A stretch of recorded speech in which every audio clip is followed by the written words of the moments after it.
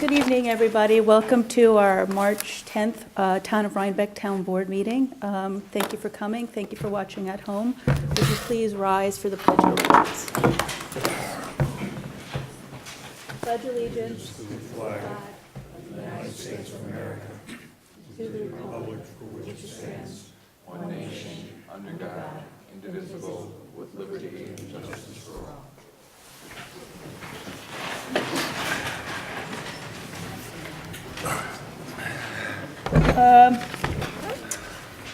We have a couple of announcements.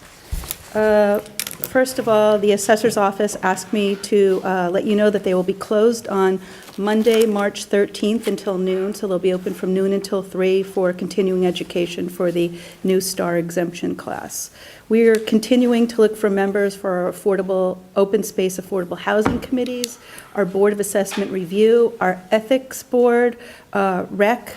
We need an alternate representative for PANDA. We need members for WEB, and we are still looking for and meeting with zoning enforcement officers with experience, please. Does anybody else have any other announcements? Yes, affordable housing. Anybody else? Yeah, just one thing. We had tentatively tried to set up a meeting, workshop to talk about the leads. Do you mind, can we come back to that at the end? Yep. In discussion, is that okay? Yeah, that's fine. Okay, because we have 15 minutes before we have to open public hearings, and we have a lot of people here for one item, so I want to try and get some business done before we start presentations. Thanks, Joe. Does anybody else have any announcements? I'm going to ask Suzanne Kelly if she'll jump up front and give us her report on the cemetery committee. Actually, I know you're here for a piece of business, so Yeah. thank you. So I'm here to follow up on the rules and regulations, the revised rules and regulations. Yes. The last time I was here, there was some question about new rule number 6, which you should all have in front of you. It's actually mostly an old rule, but we had added to it, plots must be sold at current rate, and there was some discussion about that. So our committee met again, and we decided to delete that and instead add the following, which you can read here. The Town of Rhinebeck Cemetery reserves the right of first refusal for the purchase of any resold plot or part thereof. If plot is not sold back to the cemetery, new purchaser must supply required information to the Town of Rhinebeck. So this was actually recommended by the town attorney. Yep. Not this exact language, but the right of first refusal. That's something that the association, before it was given over to the town, actually had, and for whatever reason, it didn't go into our rules and regulations. And so, in order to sort of protect us in terms of resale of plots, our main thing is to make sure we can track who owns the plots, and this is really the best way to do it. Would we still issue the deeds in the clerk's office for the resale? Yes. Okay, so there would be a way of Yes. making sure that this is Yeah, we really need a complied paper with. trail. Yes, Yeah. okay. Anything else new on here? No, that was the only thing that was changed from the last time we met, and you all seemed to approve of everything but that. Yeah, that was the one rule. sticky point, Yep. I think. Does anybody have any other questions about this? Well, I have a question, but not about this, but about the cemetery. Okay, well, let's Suzanne. stick with this at hand first. I think are we going to adopt these rules and regulations tonight? That would be great if we could, yeah. All right, I'd like to make a motion that we adopt the rules and regulations of the Town of Rhinebeck Municipal Cemetery. Second. Any further discussion? You okay now? Yeah. Thank you. All in favor? Aye. Aye. Okay, thank you. Joe, you have another Yeah, question? we now have this green cemetery, and I'm wondering for those who have purchased plots in the regular cemetery, is there a way to convert those over to the green cemetery? And has that been thought about? And if it hasn't, maybe you ought to think about it. Yeah, I mean, I think that this is be a longer discussion, Yeah. but it is something that we have thought about. Right now in the rules and regulations, and as you've just adopted them, it says under the conventional sections that all graves need to have a vault and/or liner, and so that is not considered to be natural burial. Of course, there's different dimensions to natural burial, depending upon who's calling it natural burial, but that is definitely something that would not be allowed in any natural burial section. So if you're asking if we could accommodate some kind of natural burial in the convention, so-called conventional sections. No, that's not my question. If somebody has purchased a space in the regular cemetery but now wants to switch to the natural cemetery, could that be done? And Sure. and I think you have to think about it. Maybe we ought to. Well, the way that that would be done, I mean, it could be done most simply by just changing the deed and then paying the extra fee, because the plots in the natural burial section are $300 more, because they're larger. So you would have to pay the extra fee, and then you would have your deed switched over to a new plot over there with the new deed information on it. So you're saying that could be done without any further Absolutely, very action easily. by the board? Yes. Yeah. Okay. The other second thing, just very quickly, we have signs in the cemetery that list all of the rules and regulations on them. They're completely faded, and of course, they don't apply anymore anyway because we have these revised rules and regulations. So they'll be coming down. We don't want to post the new rules and regulations on those signs again because nobody really reads them. It's too many. We'd like to post those in front of the building under some plexiglass, and then have a few sort of important rules that are there when people drive in that we think people should know. And this is what we came up with. It's open dawn to dusk, the speed limit is 5 miles per hour, no glass receptacles, no planting of trees or shrubs, which is the rule that we just enforced through public notice, so we want people to know that. Leash dogs are welcome, as long as people clean up after them. And then to let people know that a complete list of rules is there at the cemetery office. So we'd just like permission to be able to post this and make the signs up. Yes. Do we need to vote on that? No? Everyone fine with it? Thank you. Okay, great. Thank you Thanks, very folks. much.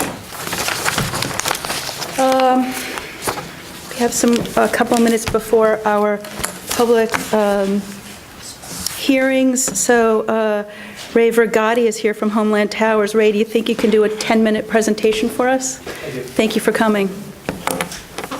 Thank you, Supervisor, members of the town board, members of the community. The name is Ray Vergati. I with a company called Homeland Towers. We are a tower developer out of Danbury, Connecticut. When I say tower developer, we are the folks that build the infrastructure, actually put the steel in the air, not to be confused with the actual carriers that actually have a need for the tower, carriers such as Verizon, AT&T, T-Mobile, Sprint, and so forth. Just as a quick recap or kind of a brief history on how I came to be here this evening, I had originally approached the town back in the fall of 2011 in regards to some cell coverage in the Pell's Road 308 corridor. Had struck a dialogue up with the town. At that point, the carriers were interested in the area.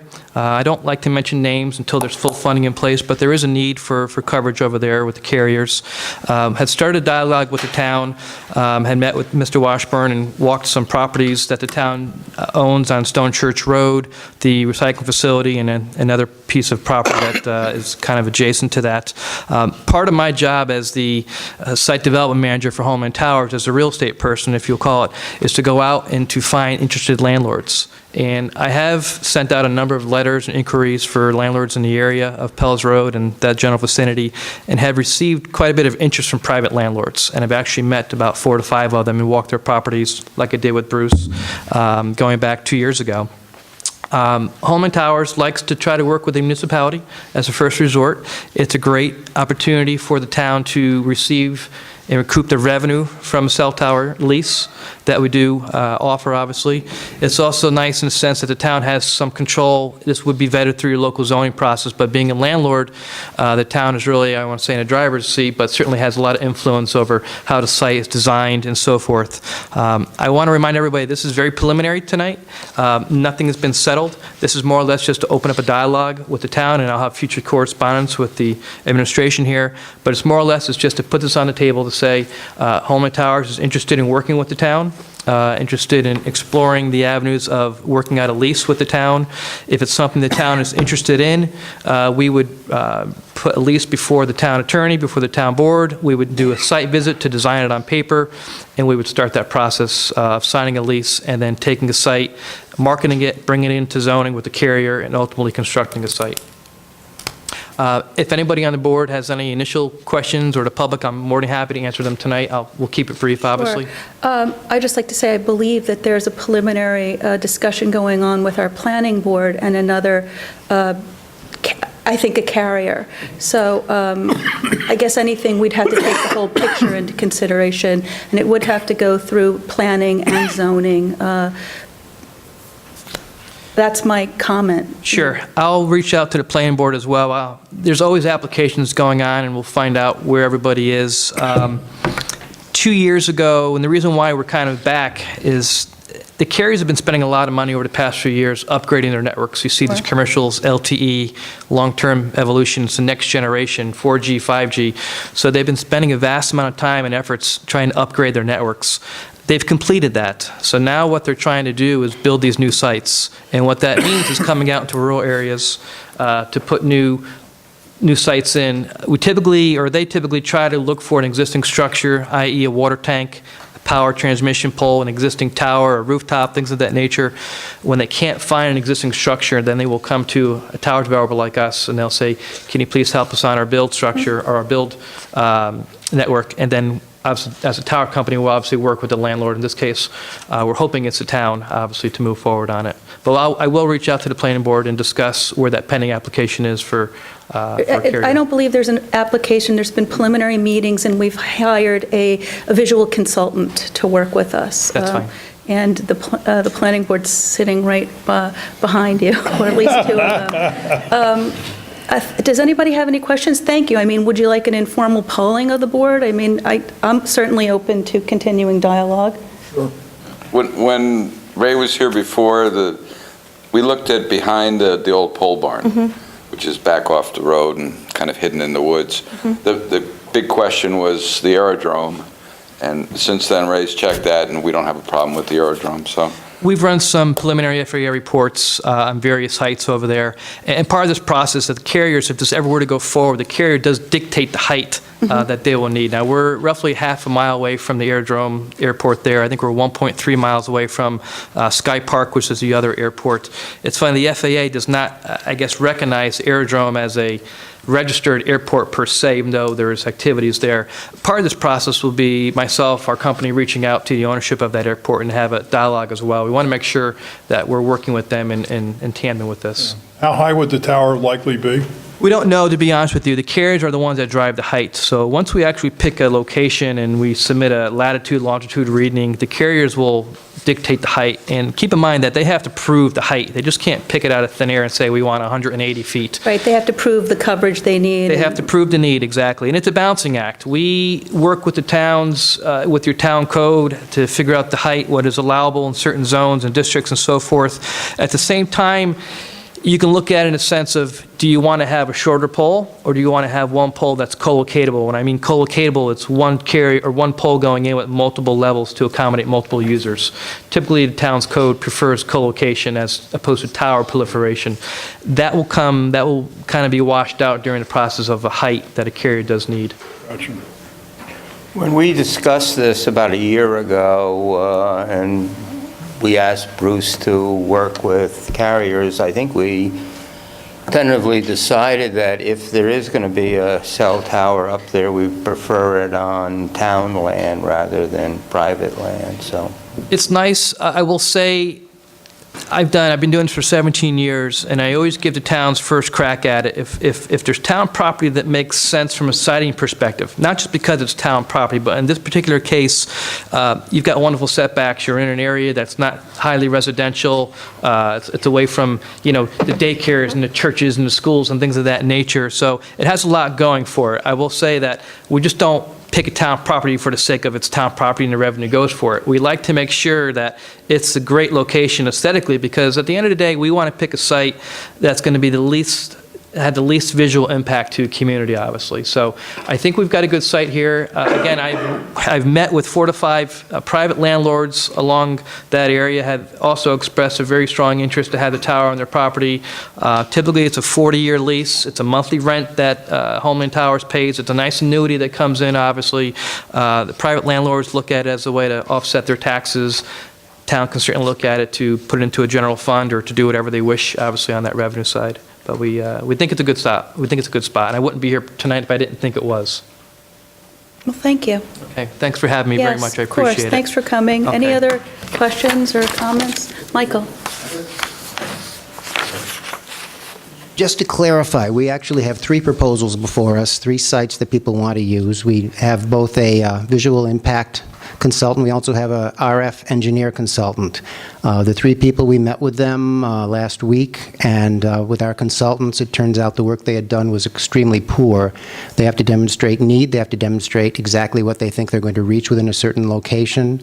There are a whole bunch of things they have to do. We also have a number of locations already in the town and the village that have to be worked into this. So in order to deal with his proposal, which may be perfectly adequate and where it's going to work, we need to know what he's talking about, who he wants to have coverage for.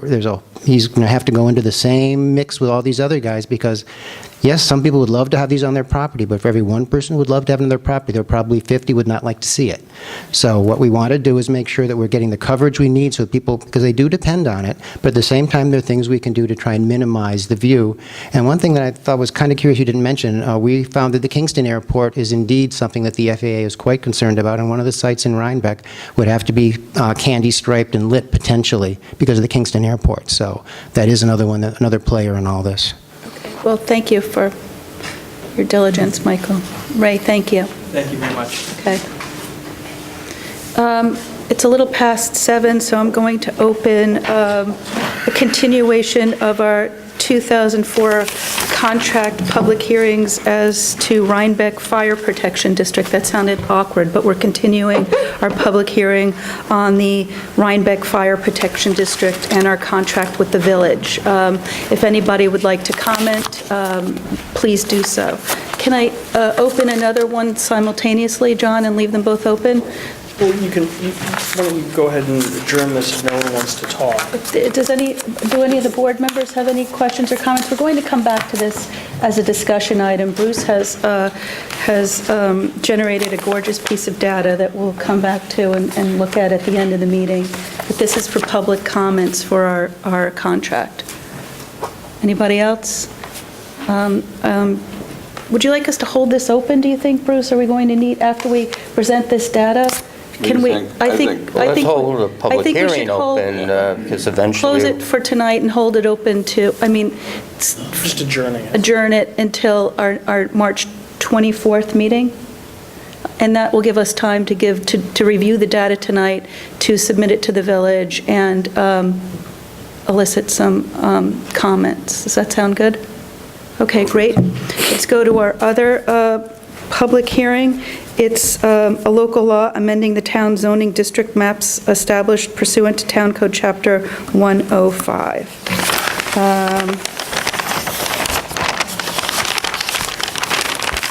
Does anybody have any comments? This is the, also known as the McGuire subdivision. Joe, you've got some comments.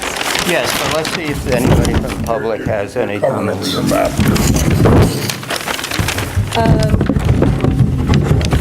Guys, I'm going to take it off the microphone. Glad I didn't wear my hearing aids. Okay? We see if anybody from the I public... don't think we have any comments. We Well, had okay. I'm sorry, I didn't see you. Please come up to the microphone.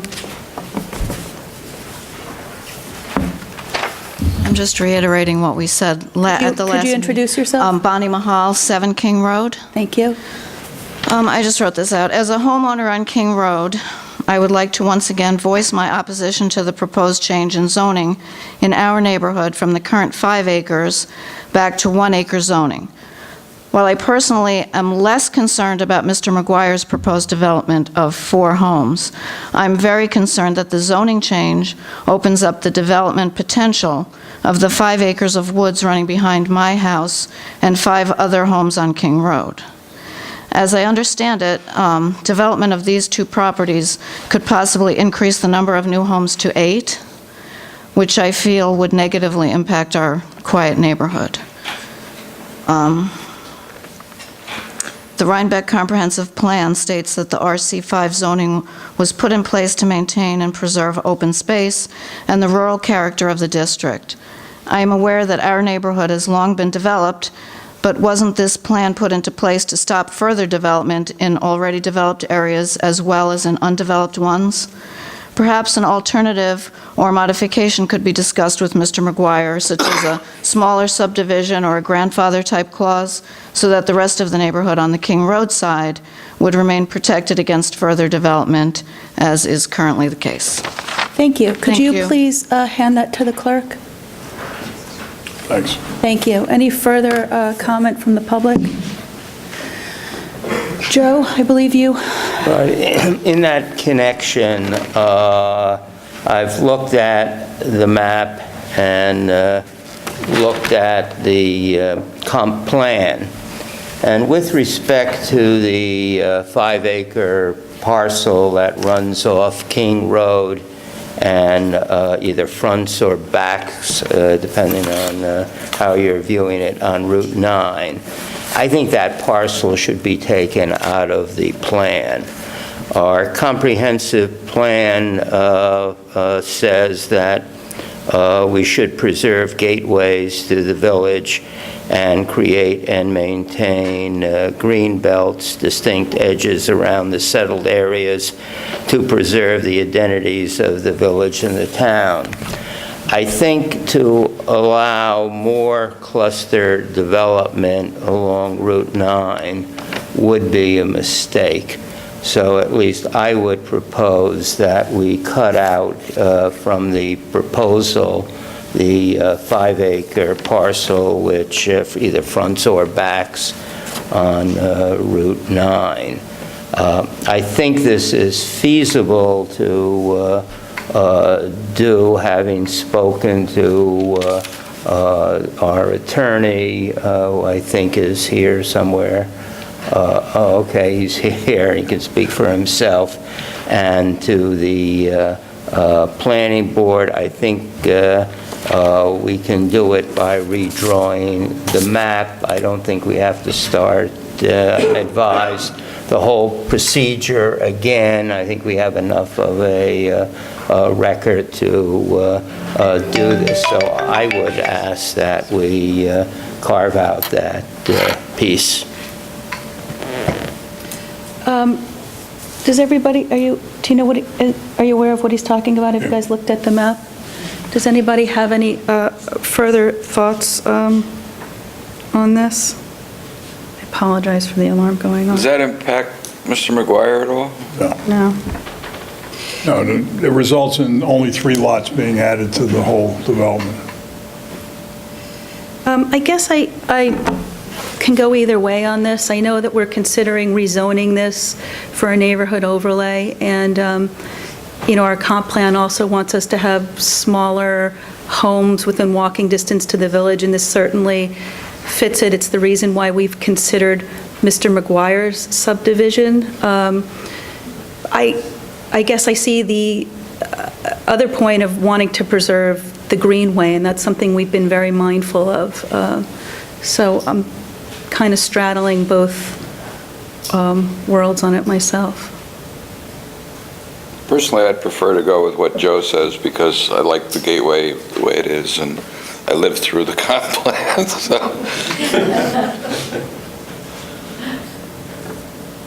Should we see if there's anybody from the public? This is a public comment. Does anybody want to comment on this further or have any questions? Does that help you? Yes. Okay. She's happy. I'd like to make a motion then that we consider exempting the 5 acres on Route 9 south of Ackerd Hook Road on the southeast corner of Route 9 and Ackerd Hook from the neighborhood overlay. Well, Map not consider and it, amendment. but That direct we- that a map be drawn. Excuse me, that we exempt it from what we've considered, that a map be drawn excluding it. I want to ask John Lyons the best way to proceed. John Lyons, could you help? I've made a motion saying that we consider deleting this parcel from the map that we're considering drawing and proposing for the zoning amendment. Is that correct procedure? Yes, well, what we'll do is, under the town board's policy, room is provided for changes to the petition. So we can just make changes to the proposed amendment. We'll have to adjust, the secret documents, but because of the conversations that we had at the last town board meeting, we did not go, Art and I Right. did not go ahead and finalize anything until Right. you decided what direction you wanted to go in. So we can, and I think I talked to John, and we put the brakes on the new map too. So anyway, we can amend the documentation and present you with an amendment that conforms to, if you decide to vote on that. If we'd like to do this, we can continue with this motion and hold the public hearing open. We can revise our paperwork, continue the public hearing at our next meeting, and vote on this amendment. Yes, and I Okay. spoke to Michael about, just to explore the idea of whether or not the planning board would be interested in taking another look at that because of the change, but he said that the change is not significant enough to warrant a second look. Okay, thank you. Mr. McGuire, do you have any comment for us? This wouldn't affect you at all. It would just, we'd need to keep open the public hearing for another session or two. Yeah, it seems like You want to If come you to could come to the microphone? microphone, that's okay.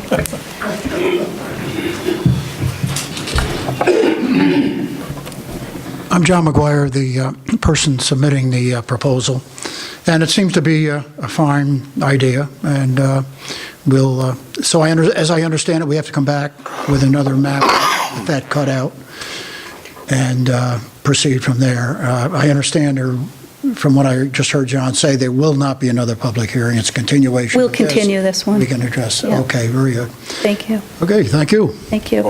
I've made a motion. Would anyone like to second it? Second? Second. Is there any further discussion? All in favor? Aye. Aye. Okay, so we will hold this open, and Mr. Schuster, you're here. You'll come back to us at the next meeting with a revised map, and we'll have a revised plan for the next meeting? Absolutely. Okay.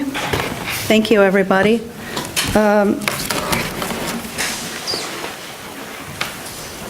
We're done with our public hearings. We've held both of them over. I was going to have Victor Cornelius of Endeavor update us on the sewer grant for the waterfront. He called me, so he's running late, so his timing's perfect. We have time to hear Michael Trimble on rezoning of the mining overlay district. If I could, I have a couple of maps which might help. Lock the doors and open it in. I hope you can see it.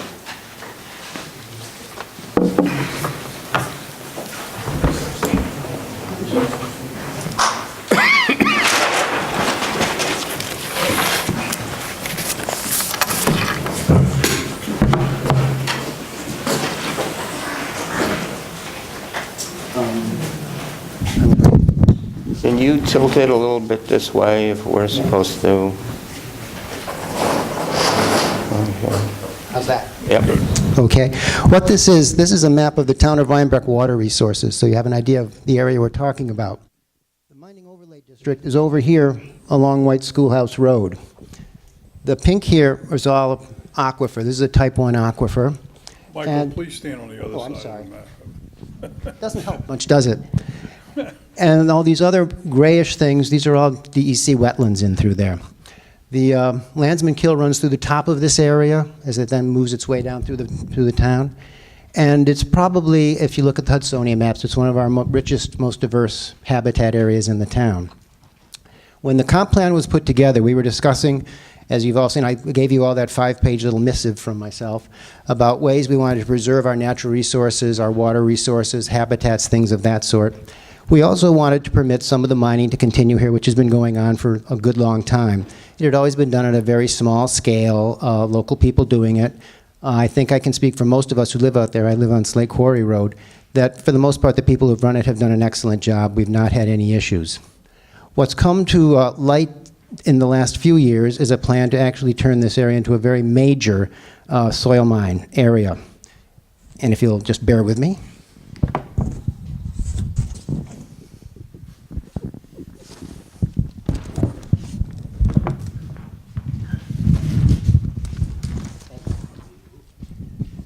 What you have here is the existing mine and what was the Kinlan property and is now the Red Wing property. This is where Jeff Decker has been working for a number of years. These areas are mostly mined out now. What still exists is a little bit up to the top here, and DEC has recently allowed them to put in a 9-acre lake right here. The proposal I'm asking you to take up, and hopefully you'll amend the zoning law and the map, is to only permit existing DEC permitted mines to continue to operate. Richie Von der Lees will continue to operate. Within this area, this could operate, but that would be it. There would be no expansion allowed. What's being proposed for this area, and this particular proposal has been before DEC for 5 years. If you'll just remember the outline, these are all DEC wetlands all through here. This is where they found the Blandings turtles. Excuse me, Michael, could you just point to the road, White Schoolhouse Road? Right. And Slate Quarry, is it off the Lake map? Port, yeah, it's Okay. down here, and then 308's up here. This is the current entrance to the mine through the Labatsky property. Michael, we're talking both about the yellow, the green, and the purple? As the existing mine area. This is from the mining company showing the different uses, where it's been mined, where they've been stockpiling, so things of that sort. And it's about 35 acres? 37.5 acres. Okay. This is what they're permitted to do today.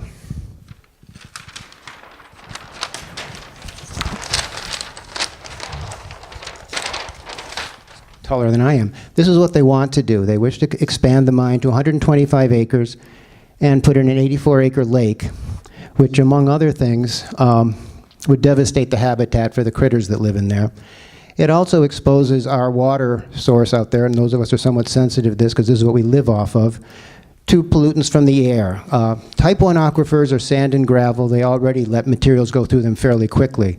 But you strip everything off it for an extent like this, and as we know, the air pollution coming up from New York, particulate matters, the different things in there, are a problem. We always get a C or a D in terms of air quality here in Dutchess County.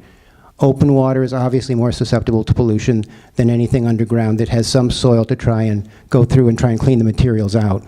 Beyond that, what it would do to the habitats, what it would do to the water supply, what it would do to the neighbors here, I think, is something that I think we maybe have tended to overlook because 40 years ago there weren't a lot of neighbors here. This was primarily farming and a few very small mines. That's changed radically in the sort of 40-odd years I've lived here. This is very much a neighborhood now of residents, families, bicycle riders, hikers, things of that sort. If you drive White Schoolhouse, you also know how twisty and turny it is, and imagine trying to drive a large truck through there. To their credit, Jeff Decker, the Von der Lees have been excellent neighbors and have not created problems for the neighbors living there. They've run things at a very low level and are to be commended for that. This sort of an operation basically changes the whole ball plan. This is a major mining operation, a major supply for local distribution throughout the Hudson Valley of the company that owns it now. And I think that, the Northeast. So frankly, if we're going to follow the comp plan, that one section I showed you in there, the intent was to map this only for existing DEC permitted mines, and they gave the rationale for that. We can get that map from DEC of exactly what they've permitted, and we can then fulfill what I think is the obligation of the comprehensive plan. I'd like the town board to take this up as something to correct the zoning map in the law. I think I can safely say if they don't, the neighbors will bring it to you as a petition. I have 2 questions. We're looking at about a 95-acre expansion. About a Actually, 90 the blue is 84 acres. That also would mine the other areas. The total mine they're asking for is 125 acres. 125 acres. Do you believe that, so are we talking about an error in the map or a disconnect from? I think what basically happened, it had gone on for so long, and we were trying so hard to get it done, that I think when it was drawn, it just was looked. Are there 3 little mines in this one area? There are 3 properties that have been designated as the mining overlay district. What the comp plan said should be done is the mines within those properties should constitute the mining overlay district. But apparently, I guess they didn't have the maps from DEC at the time or didn't ask DEC for the maps. So they just went in 250 feet in from the border of each property and drew that in, even though most of those areas have never been permitted as mining. Are you saying that the DEC won't permit? Oh, DEC will not permit any mining on land a town does not zone for mining. We can't control mining where it's allowed, but we can determine where it will go, or we can say outright, there will be no mining in the town of Rhinebeck. So we can redraw a map to include only existing mines in their Yes. current boundaries? Yes. And redefine the mining overlay? Yes, and restrict it to that, so there'll be no expansion behind what currently exists. And you believe that that would we would be carrying out our charge to preserve Rhinebeck's rural character, and that would help? I certainly think so. I think that was the intent in the comp plan. I think, given the residential nature of this area, the condition of the road, where I live on Slate Quarry Road, there have been 4 or 5 fatalities since I've lived there. Accidents are on a regular basis. I mean, I asked the troopers, can you give me some flares, because we're out there before they are, and they give me emergency flares to put out. Well, clearly, So, this is a drastic change in the topography. it truly is, and it will destroy an absolutely magnificent area. As the people who live there can tell you, the wildlife in there, it's absolutely magnificent. Do any of you have any questions or comments? Joe? Alan? No, it seems like we've got a lot of people here. Yeah, I've received a petition. I've been the recipient of a petition, and I think the petition is up to almost 380 signatures, so I want to thank the people who signed on and who let us know what was going on there. And I think I've received about 4 dozen email correspondences. I've tried to answer all of them that I received, and I think I also posted on the petition to let you know that we would, give this our full attention when it's before us. So thank you for making us aware and for coming tonight. Does anybody want to comment or have any questions? It's not a public hearing. I believe Michael's asking us to take this on. So should we make a motion that the town board accept the responsibility? You can help me if I'm not... That sounds good. Not Doing great. wording this correctly, to put forward a zoning amendment to redraw the mining overlay district on White Schoolhouse Yes. Road and Slate Quarry to include only existing mines within existing DEC permitted mines. DEC permitted mines. I'd like to make that motion. Do I have a second? So moved. Any discussion or questions? All in favor? Aye. Aye. It passes. I just want to say thank you on behalf of all of us who live out there, on behalf of the turtles, on behalf of the community and our future. So It's I'm much just gonna appreciated. State for everybody, I believe this will be our 3rd zoning amendment. We're getting well-versed at this. We will engage a planner, and I think we can find a good land use attorney to help us through this. We'll redraw a map. Michael, will this have to go through SEQR and environmental impact studies and everything? Do we have to go through all of the process, and we'll schedule public hearings? I think one thing I'd mention about seeker, yes, you go through it, but since the comp plan was already vetted, it already went through seeker, and I believe it has this obligation in it, I don't believe that would be a major undertaking. Okay, will it be a negative declaration? I would I think need so. advice from Right. We'll get an advice. attorney on it. John will be We in touch. we have excellent legal advice on Yes. land conservation issues. Yes, we do. Michael, I have a question. It seems like this is more of a correction than a change. I think it is. As I was going through the comp plan looking for this, there were only 2 places where extractive operations mining was mentioned. One was early on as something that should be looked at and reviewed and probably amended the law. And the second was that section, I think it was page 15.16 in the comp plan, saying it should be restricted to existing mines, and then it gave a whole list of reasons why. Could you please come to the, and introduce yourself? Thank you. My name is James Delolio. I'm a resident of Rhinebeck. James, you need to address the board. Oh, sorry. You're speaking to the board. Sorry. That's okay. James Delolio. I'm a resident of Rhinebeck. Just a question, where does this water drain? Because you spoke about the local impact of it, but I'm curious about the downstream. Eventually... Is it into the Landsman Kill? The Landsman Kill runs through here. Its Okay. headwaters are over here, runs through here, and then runs down, through the town, through the village, makes the Rhinebeck Hill, and leaves the Hudson. Okay, thank you. John, did you want to? I just wanted to say that confirm that you want me to just start on putting a Yes. proposed amendment together, and also to say we'll be able to skip some of the, since the board's bringing this initiative forward on its own, we'll be able to skip some of the procedural steps that you're used to going through with handling a petition. So we still will have to have a public hearing, go through the seeker process and so on, but and refer it to the planning board, but it'll be a little bit shorter than Great. in the past. So How- I'll put together an amendment for you to consider, and then we can take it from there. We can have it ready for our next meeting on the 24th? We're short on meetings in April. We have one meeting in April. Yeah, I can, So we'll be in Get that. touch. You and Yep. we can speak, and thank okay. you. Any other questions? No, thank you. Michael, thank you for bringing this before us. Everyone in the audience, thank you for coming. If you have any questions or would like to comment, we'd be happy to hear you now, or you could wait for our public hearing. Please come up.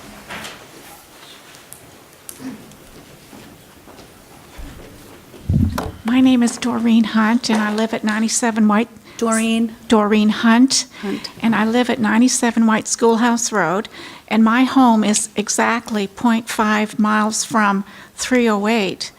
And I can reach the light in front of the cigar shop in under 4 minutes, and this mine is only 5 minutes away From the from the entrance that they're now using.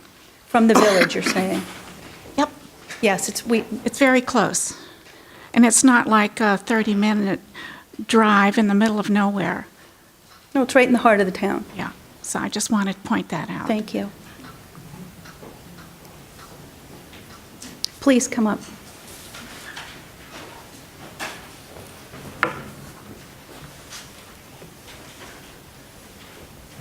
This is a comment.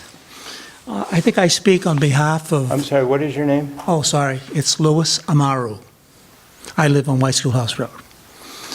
I think I speak on behalf of all the neighbors in this, and I really am rising to thank Michael for his very forceful, eloquent, and even elegant presentation, and we are all very grateful to him for that. Thank you.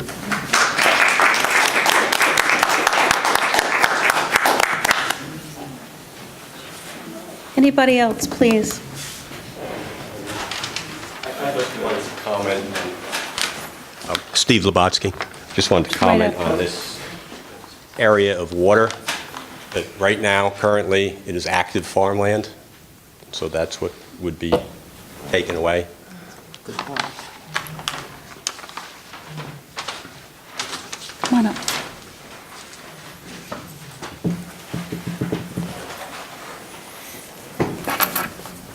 Hi, my name's Carl Dunkenberg. My family has owned property at the end of Bollenbecker Road, the adjacent to White Schoolhouse Road.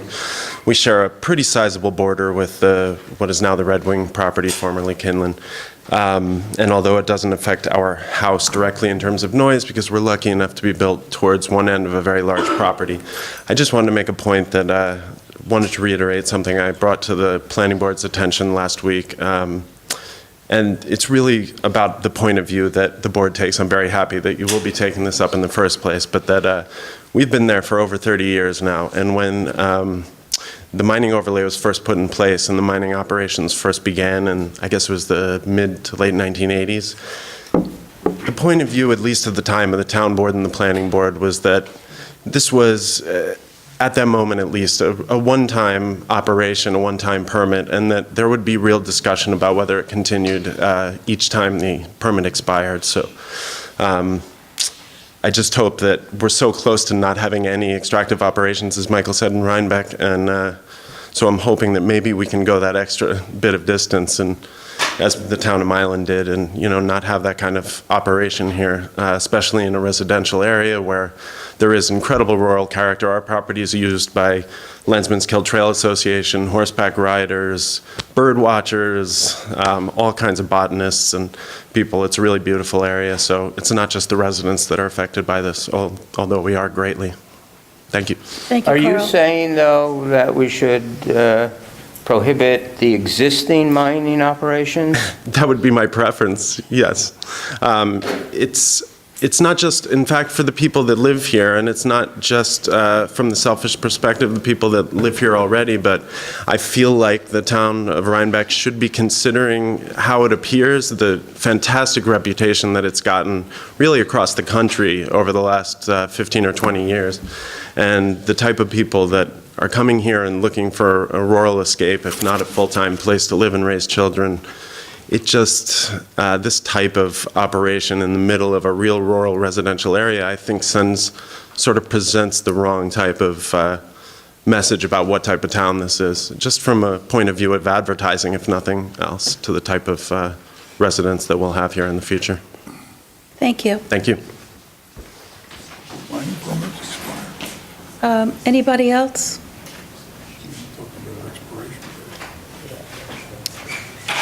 Okay, I think we'll move on. This will be on our next agenda, which is March, I think, 24th, and we'll move ahead with it. Michael, thank you for bringing this to us. Yes, of course. Thank you, everybody. Victor Cornelius is running late, so let's get on to some resolution. He's here. He's here. Oh, Victor, hi. All right, then. He doesn't have his suit on. so Yeah, we can't he's tell. wearing a red sweater. I didn't recognize you.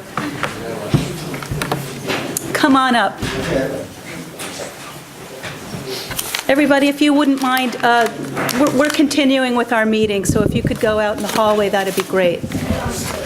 Victor is here to update the town and the public on our potential grant for sewage and stormwater drainage in Rhinebeck. Exactly. I had promised you all a submission by the end of 2013 for the HUD disaster recovery funds. There's been a series of interesting political conundrums. The HUD process has been slowed down because we had the FEMA grants, which were a $750 million pot, were to be submitted by the end of November, and this was before we had come to a conclusion on the issue for Rhinecliff. And the website was down. The final submission deadline for FEMA actually got pushed back into early January. HUD DR is not opening up until FEMA makes its decisions on their $750 million. The HUD DR is $1.23 billion for Hudson Valley projects north of Westchester County. And the interesting piece in the last few weeks is that because of the mayor of Hoboken's criticism of the way Governor Christie has been managing his Superstorm Sandy money, the governor's office has slowed down its perusal of theirs, which is a good, I think probably a good thing to do in an election year, although nobody's really discussing that. That's sort of the undertone. The HUD DR has actually been released. The structure for it has been released for public commentary. It's online. There's an open public online hearing for it right now. And then in about 2 weeks, the request for proposals for the letter of intent will open up. That's what I was told by congressional offices this afternoon. So at the end of the month. Yeah, and we'll have 30 days in which to put together our initial letter of intent. Again, I need to put together a project description, and we need to come up with one budget figure. I don't need a broken out budget at this point. I was in Washington last week, and I met with Congressman Gibson's people, and I'm working with Reese Harris here on this, and locally, and we've been offered full support from Gibson, Gillibrand, and Schumer. Fantastic. And we have an engineer for you to partner with. Absolutely. I'll give her a call tomorrow morning and have a So preliminary. basically, it's the same, just a little later. Yeah.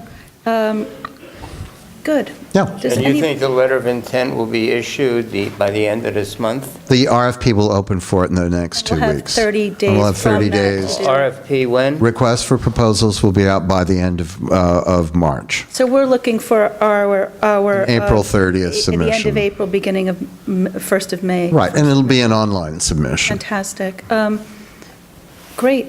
Does anybody have any questions? I just know that some residents from Rhinecliff have been in touch with me continuously, they're not here, and we're going to have a presentation from them at our next meeting. They've been doing research and would, have some ideas about How to proceed. Yes, so we'll listen to them. Well, we had discussed it ideally being a sort of joint stormwater, wastewater management system. Yep. That would actually carry the stormwater away from any of the So septics. we'll look forward to getting an update from you at the end of the March when the RFPs are out. You will have a phone call from me the moment it opens up. Good. Thank you so much for coming. Does anybody have any questions for Victor or comments? I don't have any question. I think we need to make sure the village is involved in this because their sewage system is pretty much maxed out. Right. And so we got to make sure they're involved as well. Have you presented to them? The village? Yes. No, actually, I haven't. And if you'd They're- like me to, I will. Well, their sewage treatment plant is right by the Hudson River, and I think that they're, projecting a couple of, That's their water plant down there. They're on, Yes, Drive. Wells Manor, right, okay, I'm Yeah. getting them mixed up, the water plant. With rising tides, they could be in danger. I did speak with Jim Reardon about four or 5 months ago about Right, I think the village would need to doing retain something. him They for a would have to be separate- their own applicant. Yeah, they have to retain him for their separate grant. This is for our specific grant for Rhine Cliff, and I did mention it to the mayor when we were doing it. Unless you want to do something jointly with them. Well, I think we need to concentrate on Rhine Cliff and not, personally, I mean, I'll just speak for myself, you guys can chime in, not, the village water treatment system is not in our budget or purview. Right. So I would hope that they would look to get a grant of their own, and I can certainly talk to Heath again. yeah, I would suggest you give Heath a call. Would you Okay, call- I'll call Heath is the interim mayor. I know, and, yeah, okay. Or Heinz Sowers, who oversees the Right. water treatment. I've had a lot of discussion And with I'll Heinz. mention it to Heinz. Yep. Thanks so much for coming. Sure, anytime. Appreciate it.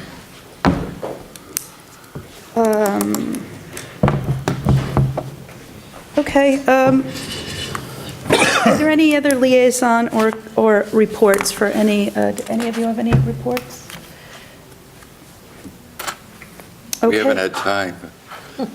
You've been working. Wait Yeah, until you we've- see this piece of data, this We've been gorgeous. working. You have been. You guys have been logging major time. So let's go on to our resolutions and finish up here.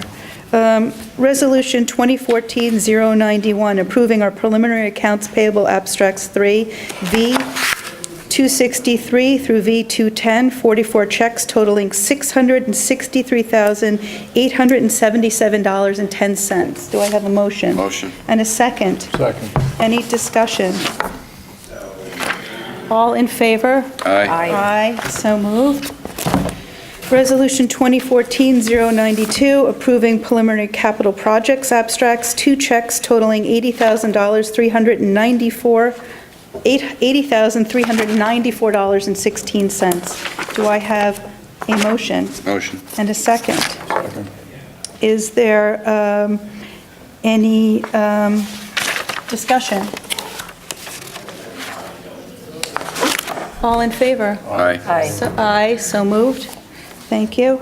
Resolution 2014-093, approving budget transfers and amendments. May I have a motion Motion. and a second? Second. Any discussion?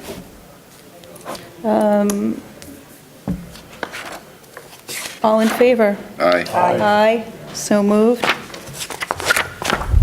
Resolution 2014-094, authorizing the purchase of website software package and a contract for hosting and other services for the Recreation Department Administration, myrec.com. Do I have a motion Motion. and a second? Second. Any discussion? I would just Bruce, like, do we have money in in your budget for this, for rec? We're moving some of it around, and we're going to take 2,500 out of contingency.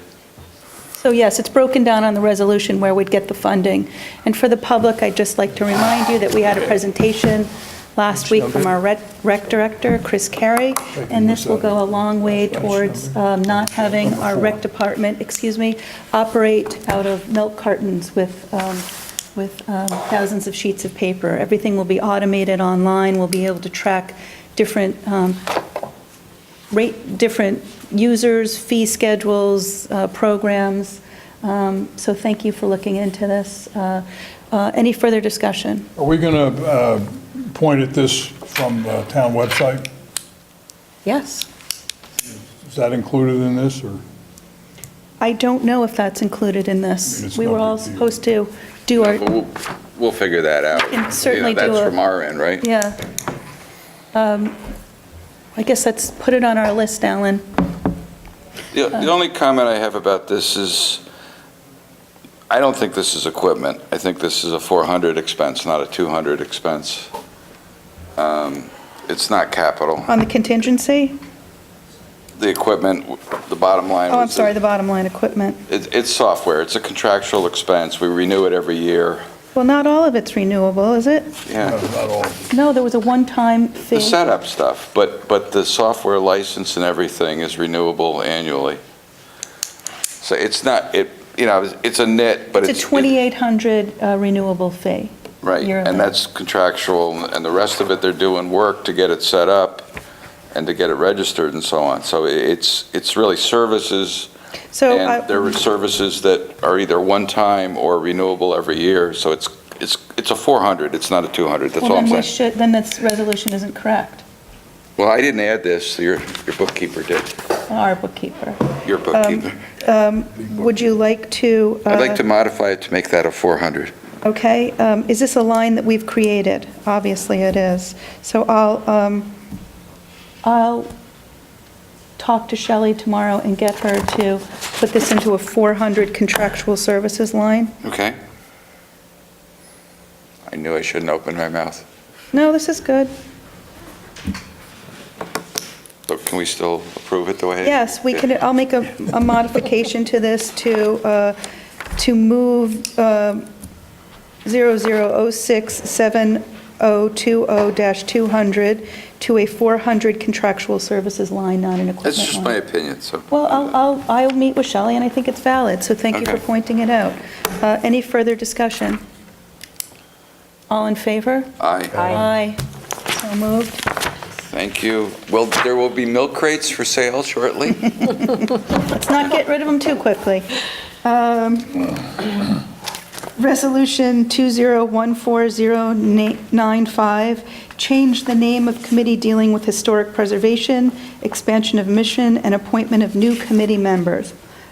May I have a motion Motion.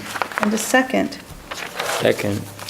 For the public, in our last meeting, we created, or we appointed a bunch of new members, or reappointed members to our Historic Structures Committee, but upon pulling out all of our old resolutions, we found out that that was something started in 1991 and was really no longer vibrant and wasn't doing the mission of what we wanted this to do. So we're changing the name to Historic Preservation. They're going to be charged with, let me just get it here. The Historic Structures Committee, now renamed the Historic Preservation Committee, is going to be tasked with recommending whether the town needs a law to protect historic sites, and if so, to study various models and propose such a law. And we are also appointing two members, one we inadvertently left out, David Miller, and Kathy Hammer is a new applicant. So, Melanie, you're the chair of this. Do you have any questions for us? Does it sound a little tighter now? Okay, all in favor? Aye. I have a question for Melanie. So moved. Melanie, you're going to call a meeting and notify, you have the list of all the members and their emails, so that's the next step. John has given me the application, so I have everybody's emails. I was just holding off until you made this change tonight before I contacted anybody. And so you know, the resolution creating this has no express membership, so if you want to add people, you're certainly welcome if you're finding you're lacking expertise. I know originally it called for someone with some archaeological background. We don't have that person. We can add another committee member. All right? Right, but she would come back to the board, or we get an application. Yes, we appoint people to the committee. Yeah, okay, I thought you were Yes. bypassing that. Thank you for doing this, and we'll look forward to hearing what you have to say. Any other questions? No? Resolution 2014-096, appointing our town planner, Art Broad. May I have a motion? Motion. May I have a second? Second. Are there any questions or any discussion? This is a letter of intent that you're authorizing me to sign. I'll point out for the public that Mr. Broad is not raising his rates to the town again, so thank you. Any other comments? All in favor? Aye. Aye, so moved. Our last resolution here is 2014-097, changes to town employees for medical coverage. May I have a motion? Motion. And a second? Second. Any discussion? For the public, last year, we enacted a resolution to charge our town employees with some medical expenses. And Joe, would you like to take it from there, or do you want me to finish it? Well, the initial resolution talked about 25% in two different slugs. The first slug would be 12.5%. That was implemented. And then we have deferred the second 12.5% on various resolutions over the period since the initial adoption. We think, at least I think, that it should continue to defer it until further action by the board without setting a date. So this is for our non-union town employees who receive medical benefits, and there's a 12.5% copay that they pay towards their policy, and we're deciding to leave this in place indefinitely and not charge or look for additional participation. Right, until there's further action by the board. Any further discussion or questions? All in favor? Aye. Aye, so moved. Okay, thank you very much. All right, that's it for our resolutions. We have a couple of discussion items. Tab number 8 is the Department of State Gateway registration. I think we talked about this briefly at our last meeting, and this is a sort of consolidation of state business practices to gatekeep all grants written. Right, I further looked in it, and I've actually played with the website with the help of my assistant. And it's interesting, and I think we all should look at it periodically, because they have a listing of all state grants that are available. And it's useful. You know, we do need grants here to do projects. We have an ongoing need for heating in this building, and if we could see a grant available for heating, and it would be a godsend to us. So I hope that we all on the board, at least I was told how to make this a favorite in my computer. Yeah, I'm impressed. And, if all of us could do it, and we all can look at it every month or so to see what's added to it. We have a couple of things that we've identified on our task list or our wish list of things we want to do for the year that certainly need grants. So I've looked at it, and I think that's a great idea. So I have the information for any of the board members who don't have it. I think we all got it about 2 months ago, maybe, and it's supposed to go into effect the end of this month. But if we go to browse on it, there's a listing of the available grants. Thank you. Joe, just as an aside on this, because this is a public gathering place, because it has a generator, because it's a fallout shelter and all that kind of stuff, this may qualify for major repairs through the Homeland Security type stuff, because it's a You're talking about possible grant for the town hall. Yeah. for the furnace. Yeah. And you and I talked about the steam or I guess Alan and I. Yeah. Okay. this is an area where I think I can be helpful as far as state grants, too. We have a person in our office who deals directly with grant making. Don't hold out your hands too long. Get a bucket, a wheelbarrow. So I'd be happy to funnel up to look at the goals and see what we can match and take a look at the That would be site and work with, fantastic. and work with our office to try and secure the grants that we need. Fantastic. That may be, thank you know, if we can generate grants, certainly Bruce can fill you in as to what we are facing here. I won't go into it, but if we can encourage the state to offer a grant in that area would be great. You talking specifically about the heat again? The furnace? Yeah, it's Okay. the heat and all the things. Well, I can that reach are out to the involved. federal offices too, and maybe work with them to see what's available as well. Like Bruce suggested with FEMA, there might be something available. So, yeah, I'd be happy to. Pardon me? Homeland Or Security. Homeland Security. I'll be happy to do that. Great. Fantastic. Joe, thanks for following up on this. Now, the discussion, the village fire contract. Bruce, once again. Well, Joe's got a lot. Yeah, well, you're, I'm just looking for this. Well, I was about to turn it over to you. Bruce has gathered a lot of information, and he's going to present it. We have this little chart.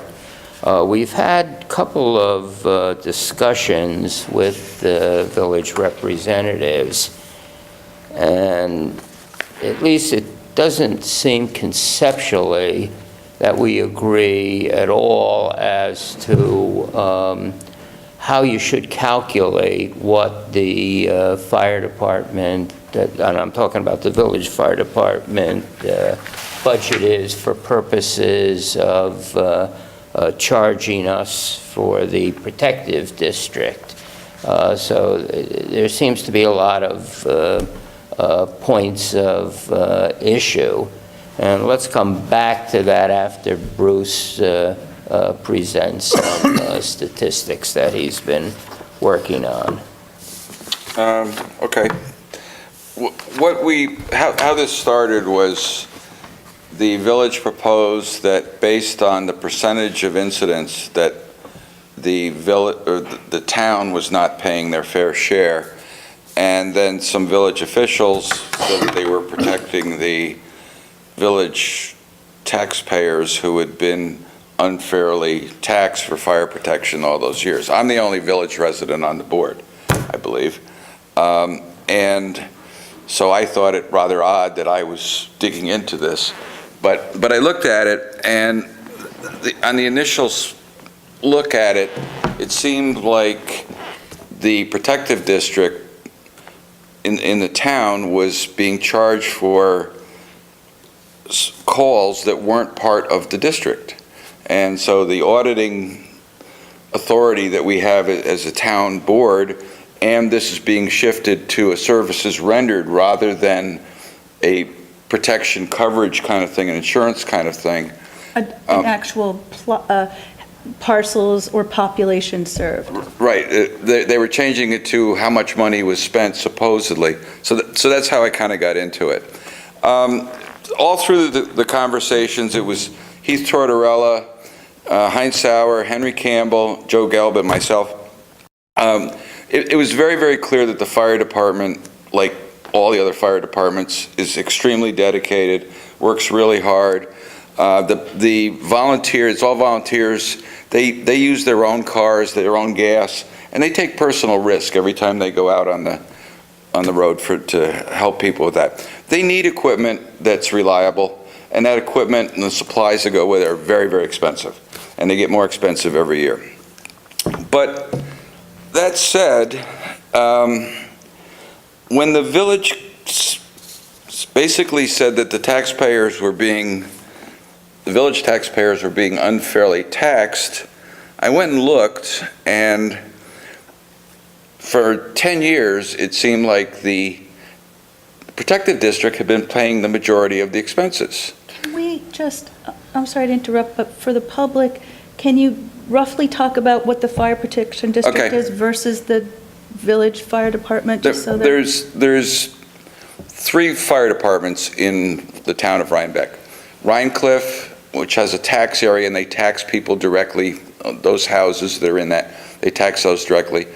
Hillside, the same thing, and the village fire department, the same thing. So anything in the village, people pay taxes as part of the general fund, their taxes for that.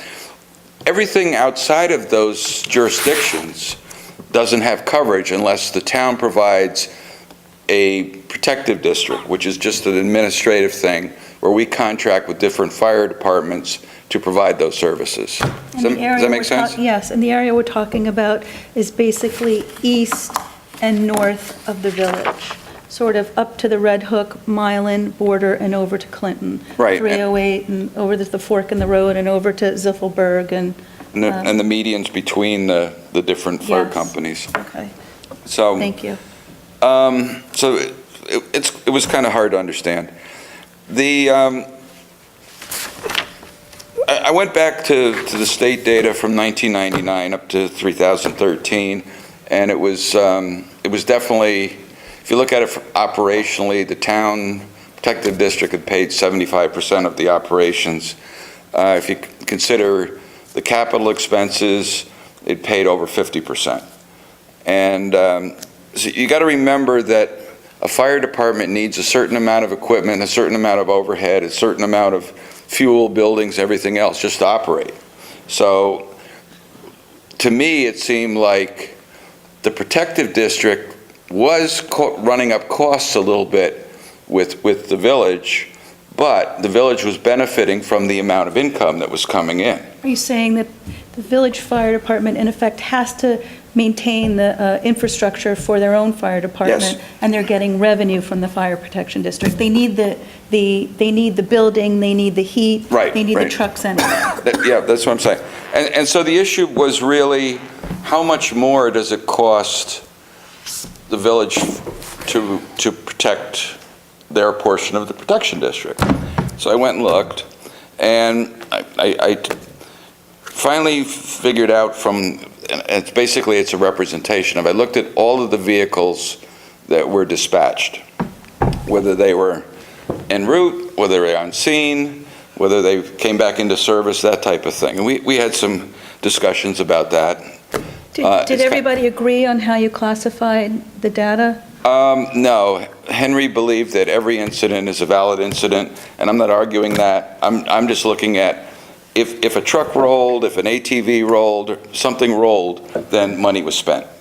If it didn't roll, then I don't think money was spent. So is that the difference between incident and on scene? Yes, yeah. But I also included en route because a vehicle could go out and the call could be called off or something, or they could have gotten out too late. But they're still spending money once they roll out. But that's a disagreement we have that we haven't resolved. But it sounds like Bruce is going with their definition, and anything that rolled out, you're counting as a call. Well, yeah, but there's a sensitivity to this because the number of calls that a fire company has is a matter of pride.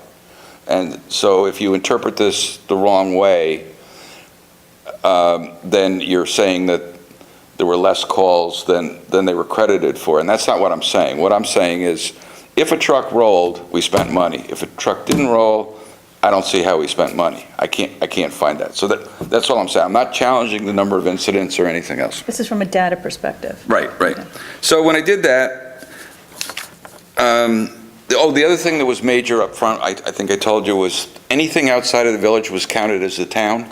So that's why the percentages were so different. Do you mean even... Long Island? My big point was the Superstorm Sandy was counted as a fire protection call. Right. Mutual aid to any place was counted against the protection district. And so we went and looked, and when you turn it around a little bit, what you find out is about 41% of the incidents are actually in the protected district. So that means 58%, 59% are outside of the protected district. Could be in the village, could be mutual aid. They did agree that mutual aid is a fire company responsibility or obligation. So that helped us a great deal, clearing up that point. The 4158 is sort of agreed on. Right. Well, I guess what I was going to say is their position, as I understand it, is mutual aid benefits the town as well as the village.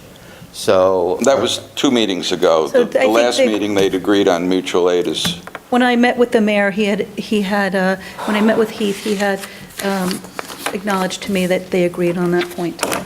That sort of came around to, they agree mutual aid is on them. So even mutual aid into the Hillside Fire District, you think that they've agreed with us? Let's ask them when we invite them to our next Okay. meeting.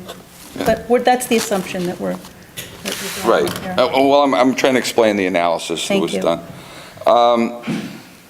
And so based on that, fundamentally, the protective district for the last 4 years, I cut it down, I didn't go all the way back to the 1999 stuff, even though I have that. The last 4 years that they're interested in, the protective district has provided 74% of the funding and racked up 32% of the expense.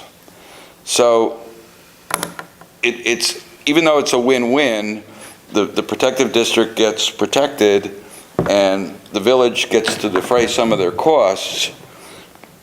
The basis of charging us for services provided is flawed, in my mind. You can't do what they're asking to do, or they originally asked to do.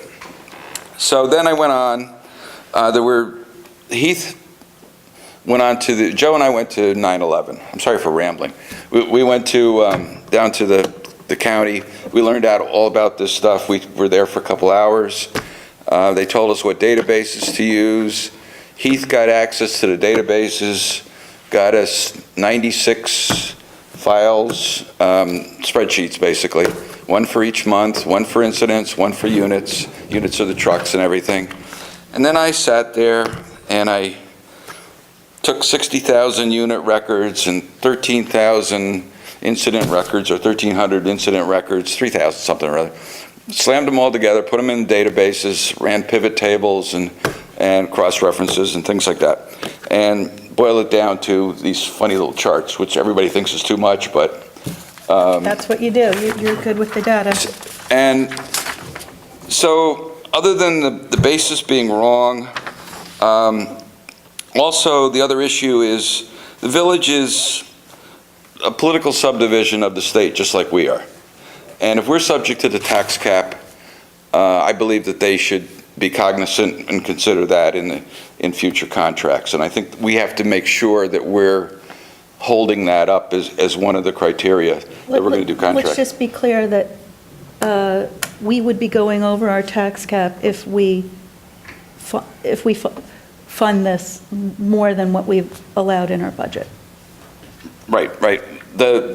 They had asked for 26% increase, and we gave them like 5% or some 4%. We still capped within our 1.66% And to tax stay within our cap. cap. But we're not going over the tax cap for 2014, that's done. If we had given them what we wanted to, we would have gone over our tax cap, I think, Yes. by about 5%. Is that about right? We would have blown our tax cap by 4 or 5%. Now, it's only becoming more important now, just to digress a little bit, because of the mandates coming down from the state and the governor and sticking with our tax cap to get property tax relief for our residents. So it's making us even more accountable. You know, I look at this as a state mandate, an unfunded mandate. You know, the governor's new bent on what we have to do to get tax relief for our residents is to stay within our tax cap. Well, that hasn't been voted on yet, though. There are a lot of people that are against it. Right, A but lot of opposition to it. it's on the table. Hopefully Right. it won't, but it's a hard sell. Yeah, no, I understand. We're looking forward. Right. But we're also in a different position. We've been trimming expenses for several years, where I don't think they've really gotten there yet. They haven't gotten to the degree of interest or activity that we've had. They apparently do have a lot more pressure than we do. Pressure, what do you mean? Containing expenses, covering their expenses. They being the village. The village, yeah. They have a lot more debt. And a lot of this overall is like $500,000 in debt service that village residents pay for every year. So, and then we don't have anywhere near that. But that's an aside. The other thing that was interesting was many years ago, there was a $9,000 per year agreement signed between, or made between the town and the village. None of us knew exactly what that was. The bookkeepers had it on a piece of paper someplace. Joe's done some research with it. I think it expires in a couple of years. I personally felt that this laying $40,000 of capital on us, which is what the request was completely reneging on that $9,000 deal. And then as time went on, I realized they didn't know about the $9,000 deal. So that was kind of scary. But we still have it in writing, there's a deal. No, it's not. It's something that there's no explicit written agreement. What there are we've been paying it. It's a separate item in the fire department contracts, and we have a note on a schedule that is supposed to last, I think, 9 years, and I think it would be up at the end of 2014. So we have a payment precedent that seems to I think we have enough to argue that there was an agreement. Right, and I did see it in That's the $9,000 for the truck, set of minutes. not the $7,500 for the ambulance. Right, That's a right. separate deal. The other thing with the ambulance, that was another thing that everybody didn't really understand very well. This is scary stuff. But the ambulance was purchased in 2012. So while we've been continuing to give them money because we didn't understand completely, we need to stop that, and we need to get credit for that You're amount. saying that it was paid for, it was done being purchased in Yeah. 2012. Right. So we've made 2 payments, or we have made 1 payment and we're scheduled to make another, which will mean that we've overpaid by $15,000.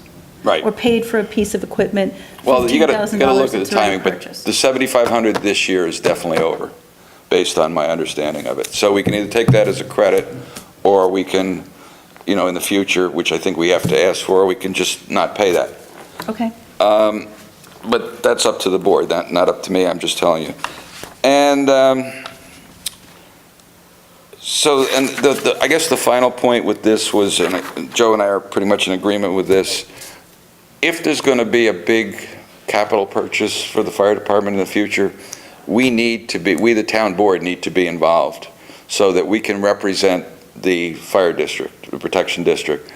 The people in the protection district live in the town.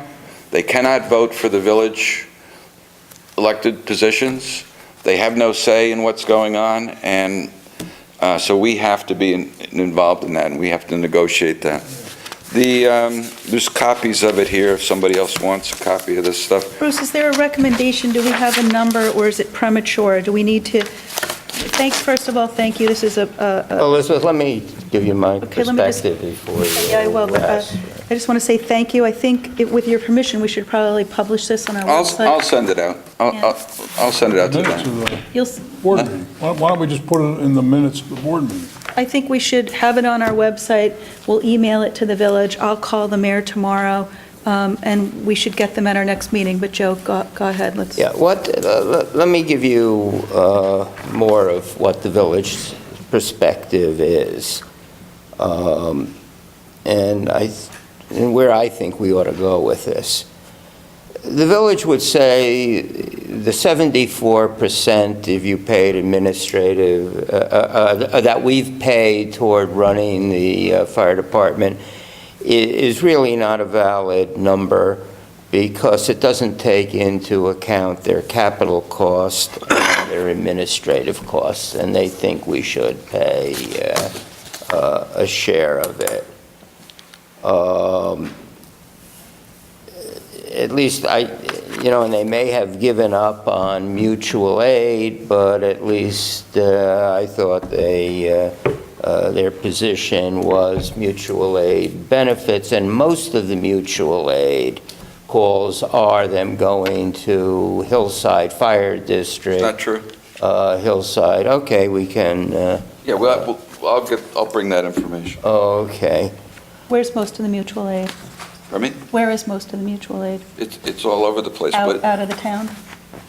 yeah, and You think it's out of Rhinebeck? No, it's within Rhinebeck, but it's not necessarily to where you said.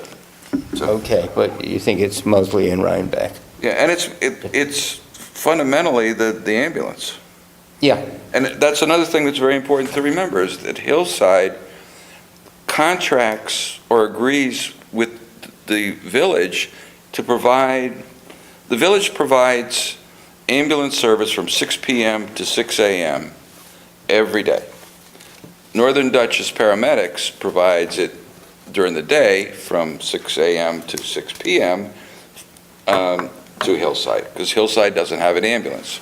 Rhinecliff and Rhinebeck have ambulances. So that's not actually our problem. That's firehouse to firehouse.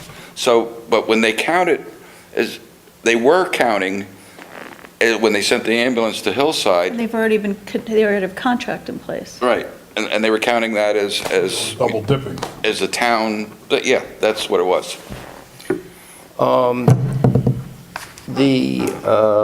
It's surprising in the data how many calls are for the ambulance. I don't know what percentage, but it looked roughly half the calls involved the ambulance as opposed to the fire trucks. 66.3%. Is what, ambulance? Yeah. Page 4. At the top. Sitting in on these meetings and hearing the village, I'm not sure we're ever going to reach an agreement with them on a conceptual amount. Ideally, we would like the increased marginal costs that the town causes them to expend. I think they're looking upon us more as a quote-unquote partner in running the fire department. So at least where I'm coming from, it's going to be hard, if not impossible, to come up with an exact methodology.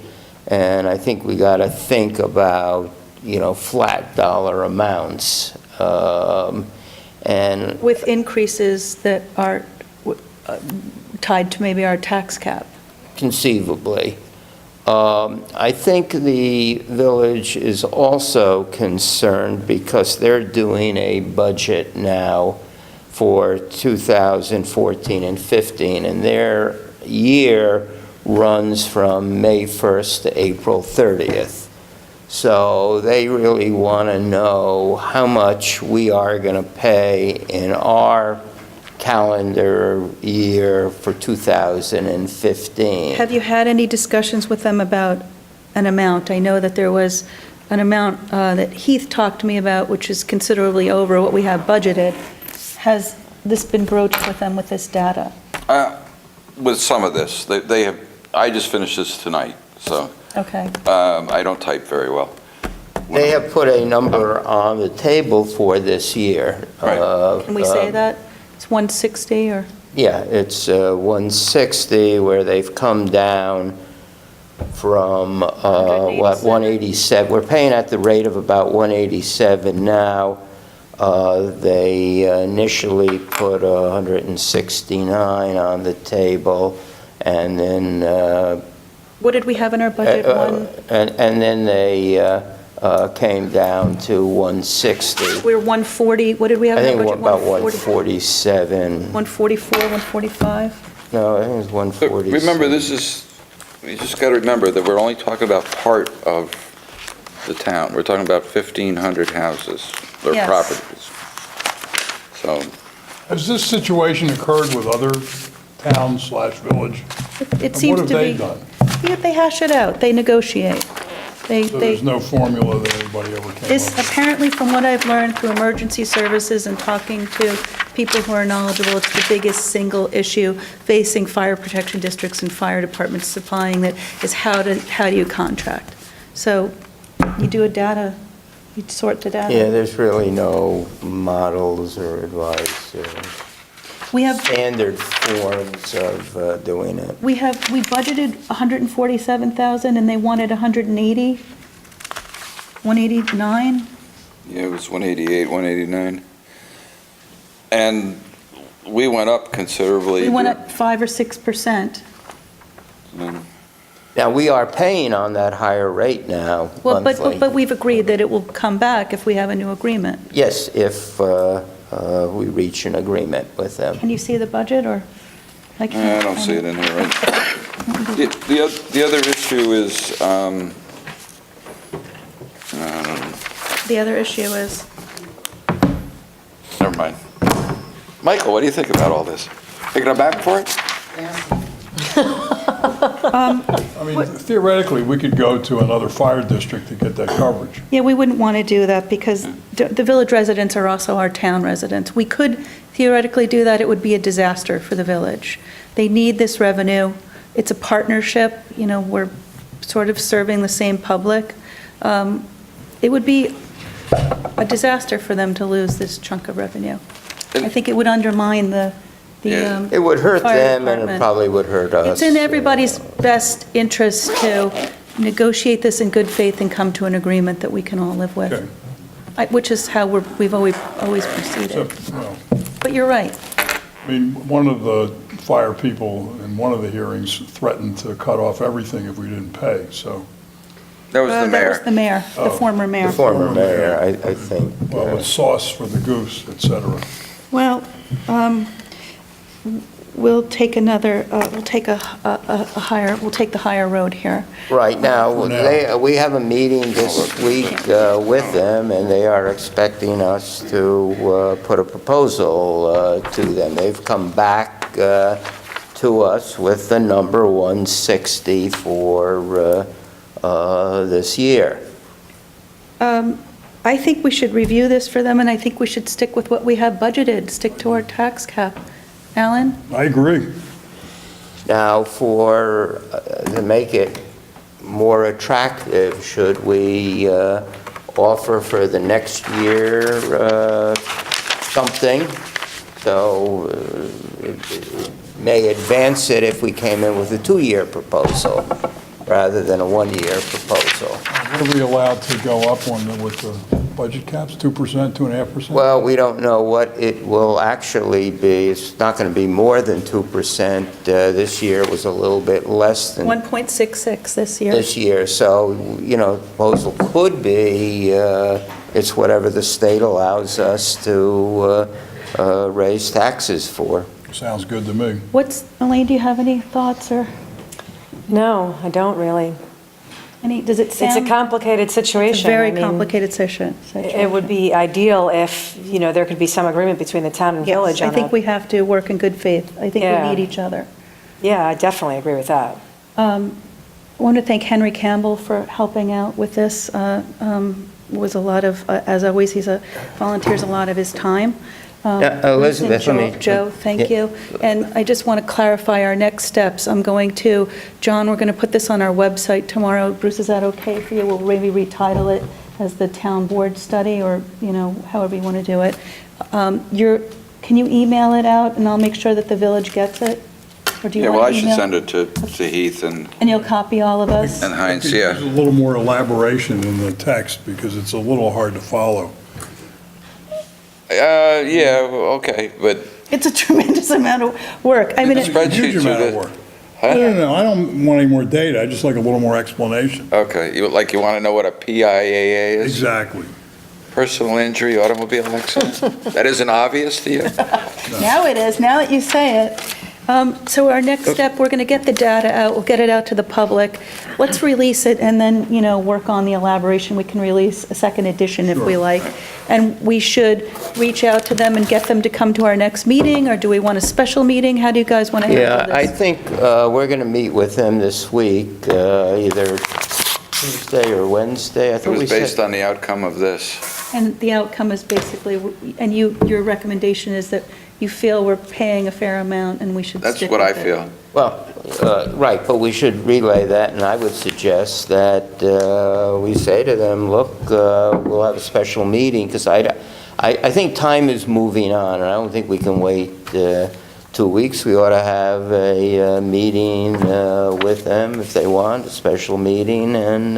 2 boards, 2 full boards. 2 boards. That's fine. We'll notice the public whenever you come to a date. Yeah. And we'll make ourselves available. Thank you. Now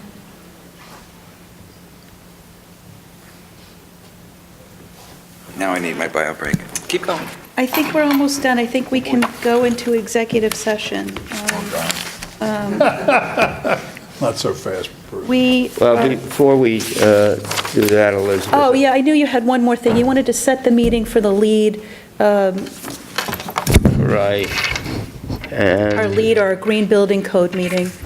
Right, and I have 2 possibilities. Just take the paper off the microphone. I have 2 possibilities. The initial plan didn't work.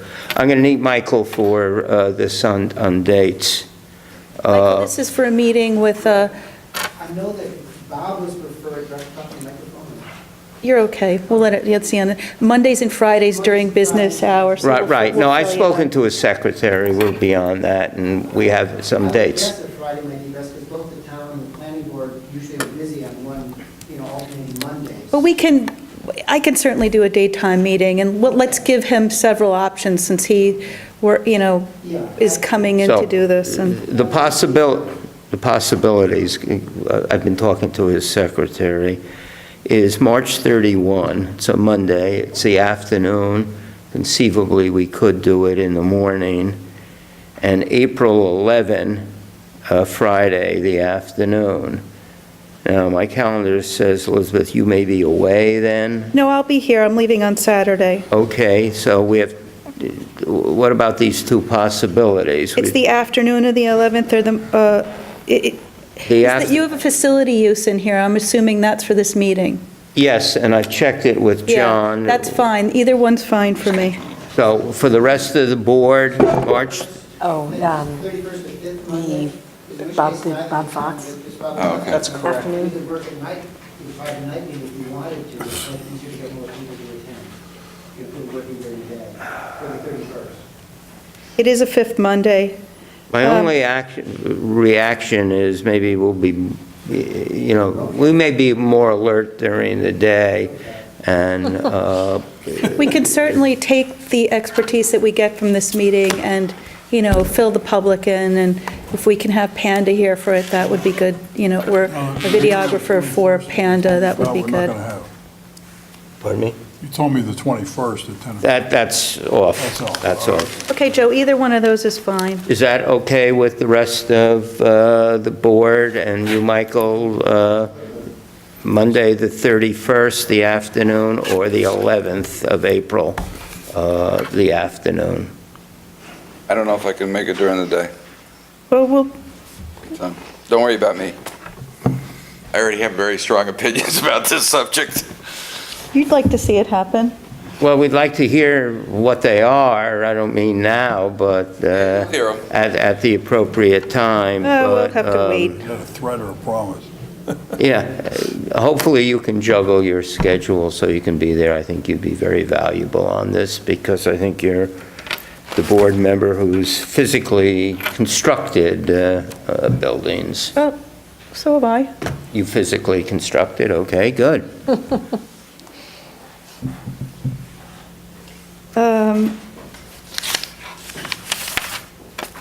Great, we'll look to hear from you. Anything else anybody would like to bring up before I ask for a motion to go into executive session? Michael, thank you for everything.